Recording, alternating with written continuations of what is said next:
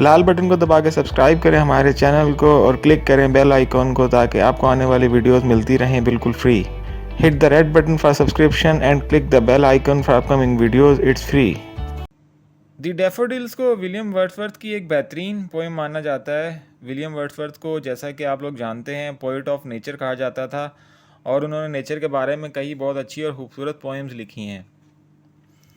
दी daffodils भी इन्हीं poem में से एक है। इस पोइम में भी उन्होंने नेचर की खूबसूरती को बयान किया है, फूलों की खूबसूरती को, और झील के किनारे जब हवा चलती है तो कितना खूबसूरत मंजर होता है। विलियम वर्ड्सवर्थ की इतनी अच्छी शायरी की एक वजह उनकी अच्छी मेमोरी भी है, जो गुजरे हुए पुराने खूबसूरत पलों को अपनी शायरी में बड़े खूबसूरती से वो रिप्रेजेंट करते थे। तो पोइट कहता है कि I wandered lonely as a cloud that floats on high over vales and hills. मैं उस बादल की मानिंद आवारा फिर रहा था जो वादियों और पहाड़ों के ऊपर तैरता रहता है। बादल होते हैं जो वादियों और पहाड़ों के ऊपर से गुजर रहे होते हैं। When all at once I saw a crowd, a host of golden daffodils, कि अचानक मेरी नज़र सुनहरी कमल के फूलों के एक क्राउड पर पड़ी। Beside the lake, beneath the trees, fluttering and dancing in the breeze, जो कि एक झील के किनारे पर थे, दरख्तों के साए तले ठंडी हवा में झूम रहे थे। Continuous as the stars that shine and twinkle on the Milky Way,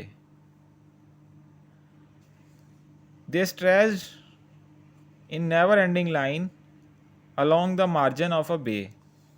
जिस तरह सितारे एक साथ चमकते हैं और कहकशां में झिलमिलाते हैं, यानी स्टार्स का एक ग्रुप होता है आसमान पे, उसको कहकशां कहते हैं, इस तरह ये फूल भी हर तरफ फैले हुए थे झील के किनारे।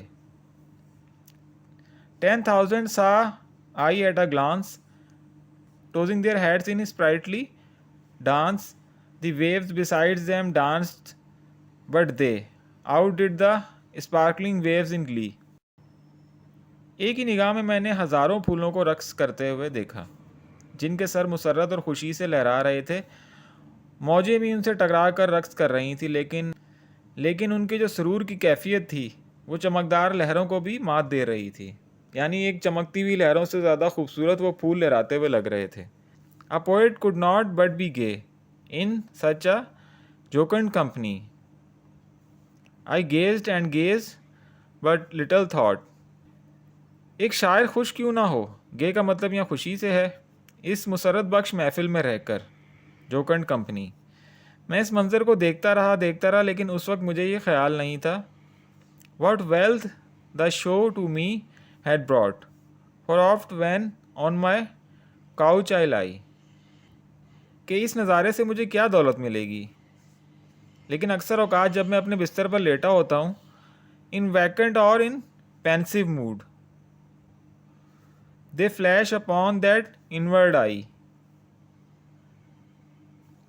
फुर्सत के लम्हात में, यानी जब मैं फ़ारिग होता हूँ या गम की हालत में, तो वो मंज़र मेरे तसव्वुर को जगमगा देता है।